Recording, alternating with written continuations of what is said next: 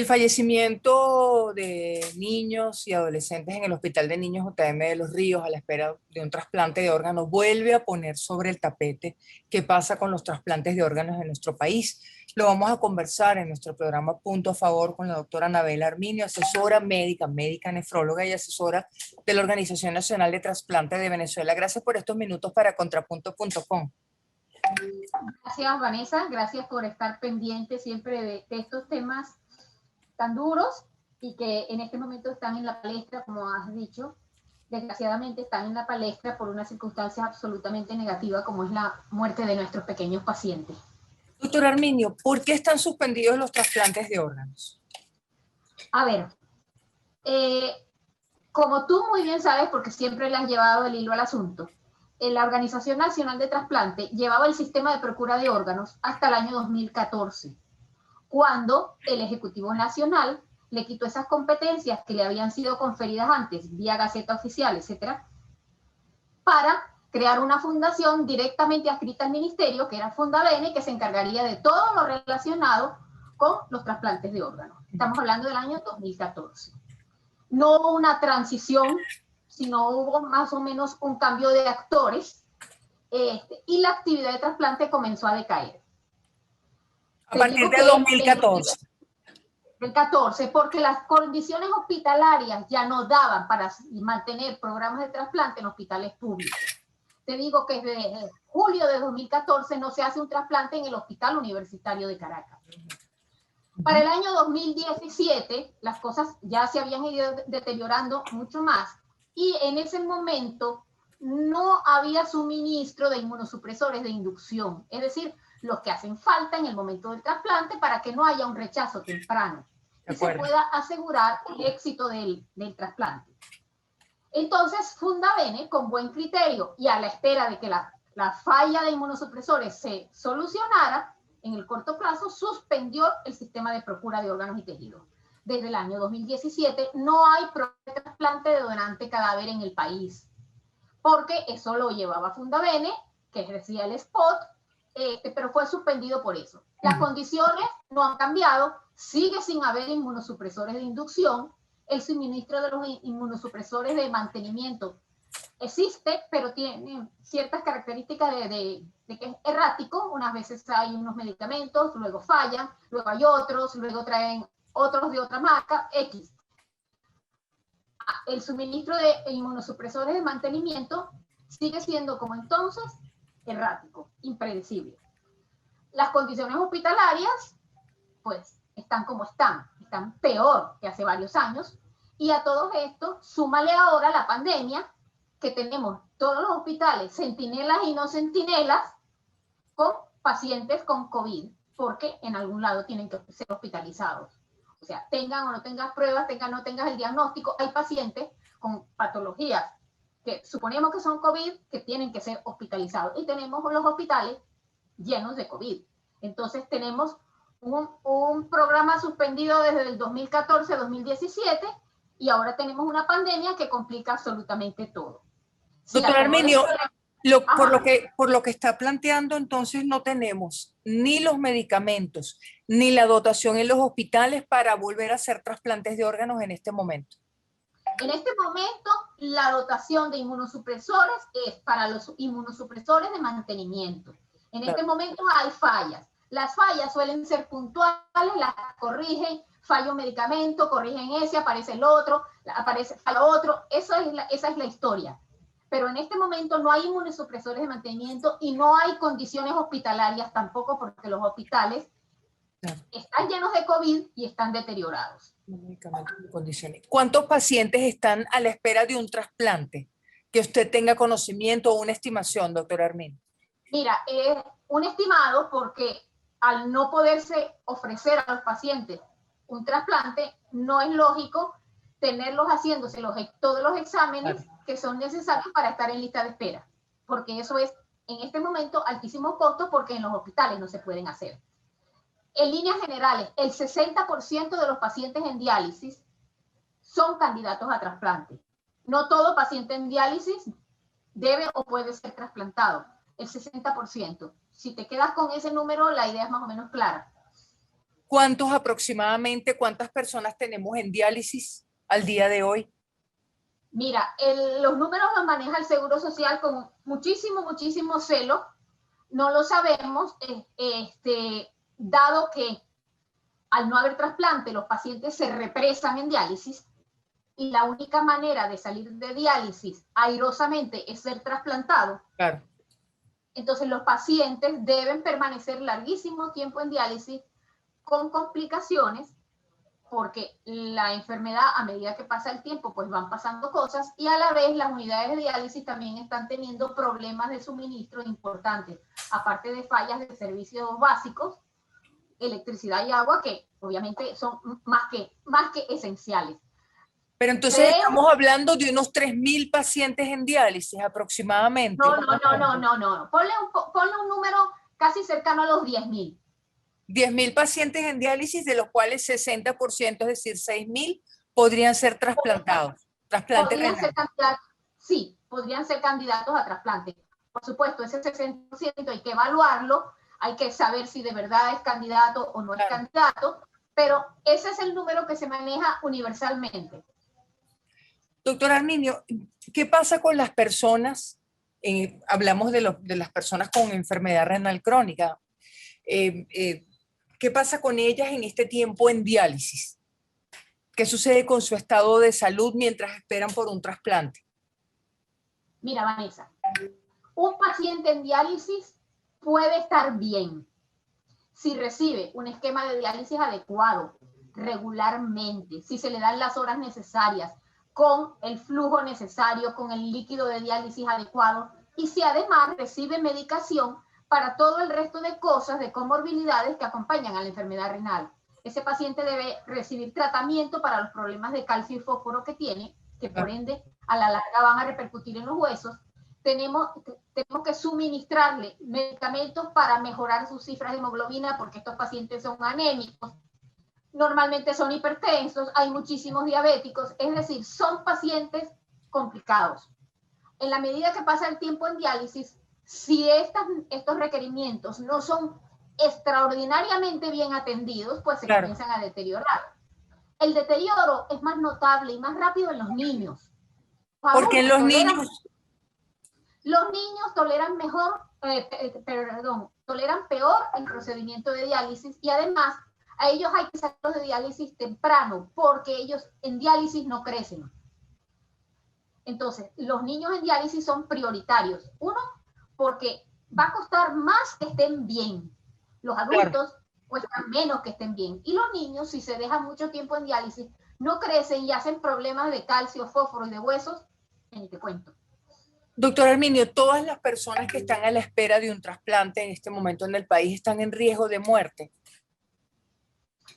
Bueno, eso no es solamente las personas que están en diálisis. La situación sanitaria del país está tan dura como para decir que hay una gran cantidad de patologías, sobre todo, Vanessa, patologías crónicas, porque con la pandemia se nos ha olvidado que las otras cosas también siguen existiendo. Claro. Que hay diabéticos y que hay que atenderlos y que hay pacientes con tuberculosis y que hay pacientes con cualquier cantidad de cosas, sobre todo hay mucho cáncer y hay que atenderlo. Entonces yo creo que esa pregunta que has hecho como riesgo de muerte para enfermos renales, podemos extrapolarla a un abanico mucho más amplio. Doctor Arminio, ¿qué pasa con el trasplante? Volvemos al trasplante renal de vivo a vivo. ¿Está paralizado también en el país o se está realizando, sí, pero depende del poder adquisitivo? Has comprendido. El que puede pagarlo. El trasplante de vivo a vivo está suspendido en los hospitales públicos, porque el trasplante de vivo a vivo requiere hospitales que funcionen completamente para que puedas tener cierta mínima garantía de éxito. No hay hospitales que funcionen adecuadamente, no hay trasplante de vivo en hospitales públicos. El único hospital público que dice que puede hacerlo, pero ha hecho muy poquitos, es el Hospital Militar de Caracas. ¿Qué queda? 2 clínicas privadas que pueden hacer trasplante de vivo porque las clínicas privadas tienen las condiciones para eso. Claro. Los costos, o sea, tampoco vamos a hablar de costos aquí, son casi que inalcanzables. Claro. Inalcanzables para todos los mortales de este país. Por eso, es solo el que lo puede pagar, en definitiva. Exactamente. Trasplante de vivo. Exactamente. Ahora, ¿cómo empezamos a solucionar esto, doctor Arminio? Porque tenemos pacientes en cola, se siguen muriendo los niños que están en diálisis en el JM de Los Ríos. ¿Cómo retomamos los trasplantes? Que es la petición de la ONTV. Mira, la ONTV que hace la petición y ha estado montada en el asunto desde siempre porque por vocación le toca, ha hecho la propuesta de que se active, se adecue, se active un centro de trasplante y que en base a un centro de trasplante, pues esa actividad que implicaría ya un reentrenamiento de cirujanos, un reentrenamiento de personal médico, un dotar a ese hospital de muchísimas cosas que son necesarias, pues entonces a partir de ahí pensar, una vez que esté activado un centro, en ir activando otro y otro y otro. Porque si pensamos en activar todos a la vez, no mira, la aire paralizada, aquí no nos movemos. Entonces creemos que hay que comenzar de a poquitos. ¿Cuántos centros de trasplante deberíamos tener activos para satisfacer la necesidad del país? En el hospital hay 14 centros de trasplante autorizados. Esos estuvieron activos simultáneamente hasta el 2014. Ok, para varios tipos de trasplante, no solo renal. No, te estoy hablando de trasplante renal. Trasplante hepático solamente en la Metropolitana y médula ósea en la CHET en Valencia y en la Clínica Caracas. Eso es un programa totalmente aparte. De acuerdo. Entonces, para trasplante... Y los de córnea, que son también diferentes. Para trasplante renal teníamos 14 hospitales autorizados por el Ministerio de Salud. Sí, y que estaban activos. La ONTV propone recuperar un hospital, empezar por uno. ¿Qué se necesita para poder recuperar el trasplante renal en un hospital?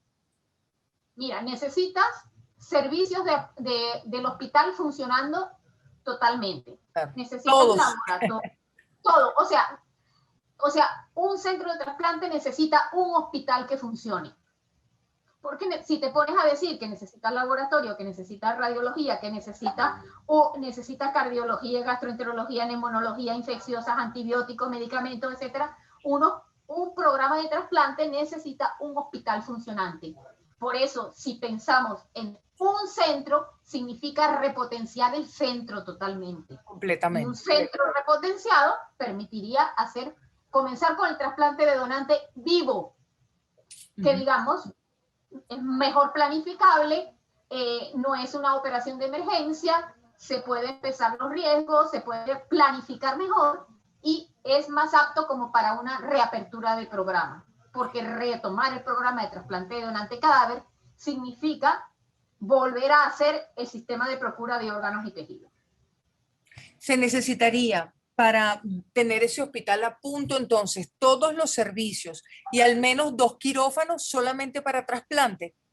Sí, bueno, sí, porque lo ideal es que tanto la extracción del riñón como la puesta sean prácticamente simultáneas.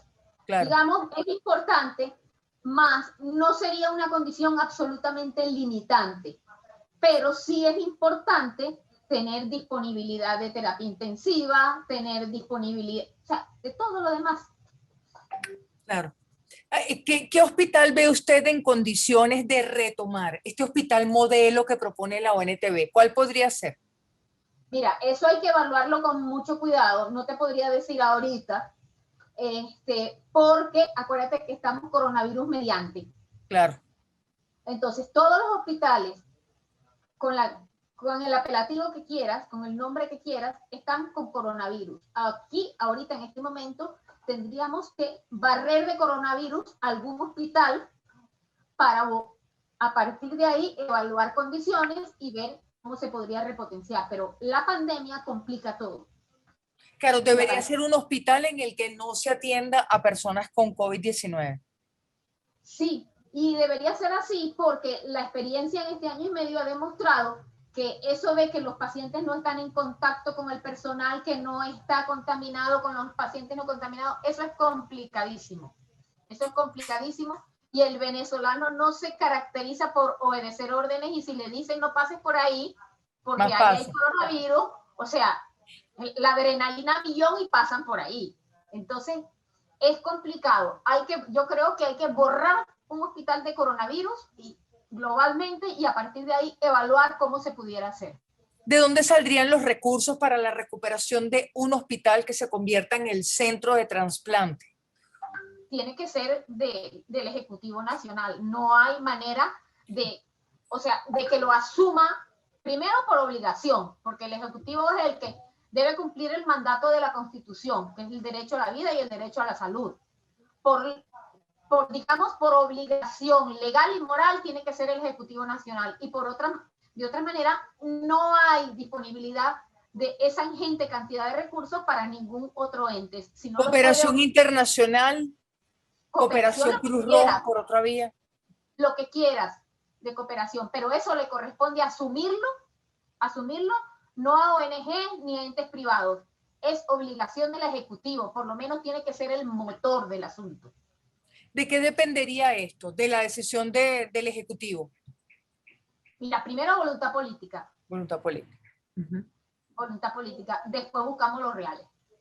Voluntad política y recursos. ¿Se podría hacer este mismo año, doctor Arminio, la recuperación de ese centro para comenzar con los trasplantes otra vez? Mira, estando ya en el último trimestre, lo veo muy cuesta arriba. Muy, muy cuesta arriba. ¿Tú sabes cómo funciona este país? Que a partir del 15 de noviembre se medio para, y el 15 de diciembre se para completo hasta el 15 de enero.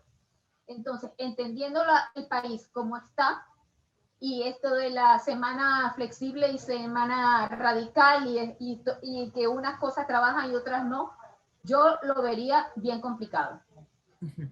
¿Qué hacemos con los niños mientras tanto? Niños y adolescentes en el JM de Los Ríos. Mejorar sus condiciones de diálisis. ¿Qué habría que hacer allí para mejorar esas condiciones? Garantizar los suministros médicos que necesitan ellos. Ellos son una población muy pequeñita, eso es fácil de hacer. Es decir, si quieren hacer algo y mantenerlos bien, ¿no? Revisen bien las condiciones de la unidad de diálisis, la calidad del agua, las máquinas, que todas las máquinas estén funcionando adecuadamente, que todos reciban las medicinas extradiálisis que necesitan, porque todos tienen un montón de complicaciones y es así. Entonces, esa es una población que si te enfocas bien, con relativamente pocos recursos, porque todo es costoso, pero sí se pudiera hacer un buen esfuerzo para mejorar la calidad de vida y la salud de esos muchachitos. ¿Usted los llevaría al exterior para trasplantarse o haría el esfuerzo de mantenerlos aquí y recuperar el hospital para trasplante? Mira, Vanessa, si comenzamos a mandar al exterior a los pacientes para trasplantarse en virtud de algún convenio, la experiencia nos dice que esos convenios se caen rápidamente porque los pagos no fluyen a las velocidades que deben. Claro, no solucionan. No, por otro lado, ¿qué vas a hacer entonces con los pacientes oncológicos que comiencen a pedir que por favor los manden a otro país para su tratamiento? Claro. ¿Qué vas a hacer con los diabéticos que digan mándenme a donde haya insulina?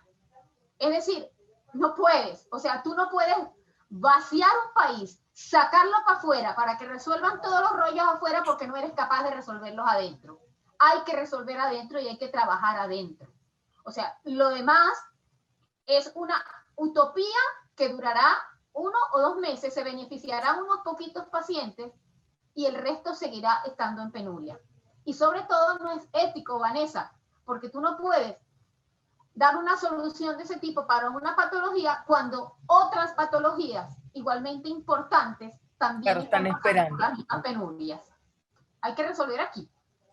Ahora, ese resolver aquí, doctor Arminio, pasa por la recuperación de los hospitales, al menos uno como lo hemos conversado, y cómo se recupera el sistema de procura de órganos y tejidos.